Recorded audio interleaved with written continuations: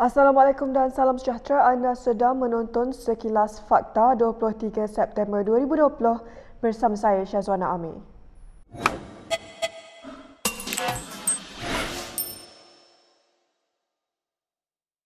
Presiden PKR Anwar Ibrahim mengumumkan bahawa mempunyai sokongan majoriti ahli parlimen untuk menubuhkan kerajaan persekutuan. Ahli parlimen Port Dickson itu membuat pengumuman itu di Hotel Lee Meridian Kuala Lumpur hari ini. Alhamdulillah, kini saya telah mendapat sokongan yang kukuh dan meyakinkan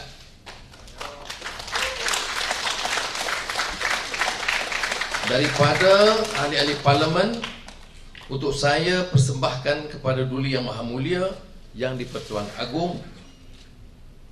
Dan ingin saya nyatakan di sini majoriti menyokong juga di kalangan ahli-ahli parlimen Melayu dan Islam.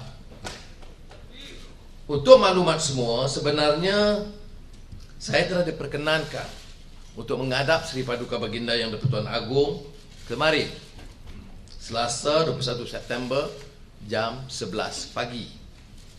Tetapi terpaksa ditangguhkan kerana Baginda kini menerima rawatan di Institut Jantung Negara. Menjawab soalan wartawan, Anwar berkata majoriti yang diperolehi adalah konklusif dan bukannya majoriti tipis. Strong, convincing, formidable. Numbers only after I inform the Agong. Agong should be the first person to be informed of the details.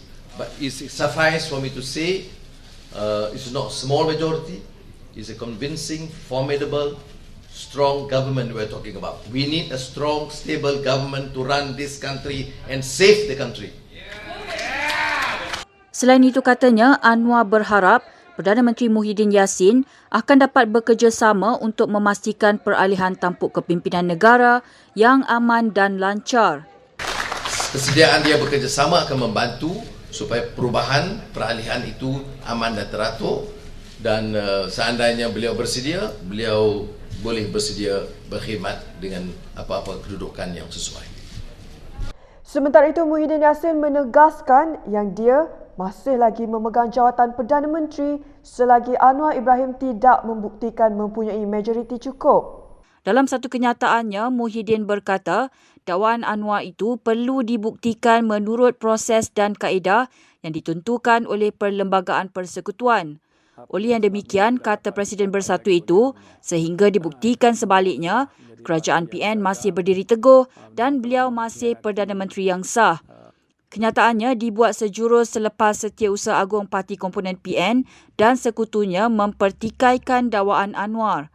Dalam satu kenyataan bersama, mereka menuduh ketua pembangkang itu sebagai gila kuasa. Kenyataan itu ditandatangani oleh Setiausaha Agong Parti Komponen PN dan sekutunya iaitu Anwar Musa, Hamzah Zainuddin, Taqiyuddin Hassan, Alexander Nantalinggi, Jahid Jahim dan Guan Di Kohoi. Terdahulu, Muhyiddin merayu kepada rakyat Malaysia agar menolak sebarang tindakan yang akan menjejaskan kestabilan politik serta pelan pemulihan ekonomi negara. Apa yang perlu ialah sebuah kerajaan yang stabil dan teguh dengan sokongan dan dokongan saudara dan saudari sekalian. Ini penting supaya lebih banyak inisiatif untuk memulihkan ekonomi dan membantu rakyat jelata dapat dilaksanakan dengan berkesan oleh kerajaan. Saya merayu saudara dan saudari sekalian supaya menolak tindakan membuta tuli segelintir ahli politik yang sengaja mahu menjejaskan kestabilan politik dan pelan pemulihan ekonomi negara yang sedang dilaksanakan dengan baik pada masa ini. UMNO tidak dapat menghalang mana-mana anggota parlimennya yang mengambil keputusan untuk menyokong Presiden PKR Anwar Ibrahim, kata Presidennya Ahmad Zahid Hamidi. Dalam satu kenyataan, Presiden UMNO Ahmad Zahid Hamidi berkata, beliau dimaklumkan bahawa ramai ahli Parlimen UMNO dan BN telah menyatakan sokongan kepada Anwar dan beliau menghormati pendirian ahli-ahli Parlimen berkenaan. Beliau turut mengatakan bahawa UMNO dan BN bukan merupakan parti komponen Perikatan Nasional dan sokongan kepada kerajaan PN merupakan sokongan daripada ahli-ahli parlimen sahaja. Pegawai Zahid telah mengesahkan keaslian kenyataan media itu kepada Malaysia Kini. Kenyataan itu dikeluarkan beberapa jam selepas Anwar mengumumkan majoriti kukuh untuk membentuk kerajaan baru. Sementara itu, kenyataan Zahid itu dilihat tidak selari dengan penegasan Timbalan Presiden UMNO, Muhammad Hassan, bahawa UMNO masih lagi menyokong Perikatan Nasional. Istana Negara mengesahkan Presiden PKR Anwar Ibrahim dan isterinya Wan Azizah Ismail telah diterima untuk menghadap Yang di-Pertuan Agong Sultan Abdullah Sultan Ahmad Shah pada Selasa lalu. Dalam satu kenyataan, Datuk Pengelola Bijaya Diraja Ahmad Fadil Syamsuddin berkata, majlis itu bagaimanapun ditangguhkan susulan kegeringan Seri Paduka dan baginda terpaksa dirawat di Institut Jantung Negara. Baginda juga menzahirkan ucapan terima kasih kepada seluruh rakyat, Perdana Menteri Muhyiddin Yassin, para jemaah Menteri Kabinet dan termasuk Anwar Ibrahim yang telah mendoakan kesejahteraannya. Sultan Abdullah turut mengambil kesempatan menasihati rakyat untuk bertenang dan menjaga kesihatan diri dengan mematuhi prosedur operasi standard kerana negara masih menghadapi ancaman wabak COVID-19. Baginda juga bertitah supaya semua pihak mengutamakan kesejahteraan rakyat dan negara. Awal hari ini, Anwar yang juga Ketua Pembangkang berkata dia telah diperkenankan untuk menghadap Yang di-Pertuan Agong semalam, tetapi majlis berkenaan ditangguhkan susulan kegeringan Sultan Abdullah. Presiden Amanah Muhammad Sabu mengesahkan bahawa kesemua 11 ahli parlimen daripada parti itu menyokong langkah pengerusi Pakatan Harapan Anwar Ibrahim untuk membentuk kerajaan baru. Kenyataannya itu dibuat selepas Anwar membuat pengumumannya itu sebentar tadi bahawa beliau mempunyai sokongan majoriti ahli parlimen untuk menubuhkan kerajaan persekutuan. Sementara itu, Setiausaha Agung DAP, Lim Guan Eng memberikan respons yang lebih berhati-hati. Dalam satu kenyataan, Lim berkata kesemua 42 ahli parlimen DAP akan memberi sokongan kepada Anwar sebagai Perdana Menteri sekiranya beliau cukup bilangan untuk membentuk kerajaan.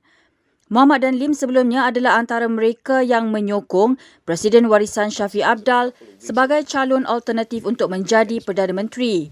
Ini ketika Anwar tidak dapat mengumpul jumlah untuk melancarkan serangan balas terhadap Perikatan Nasional.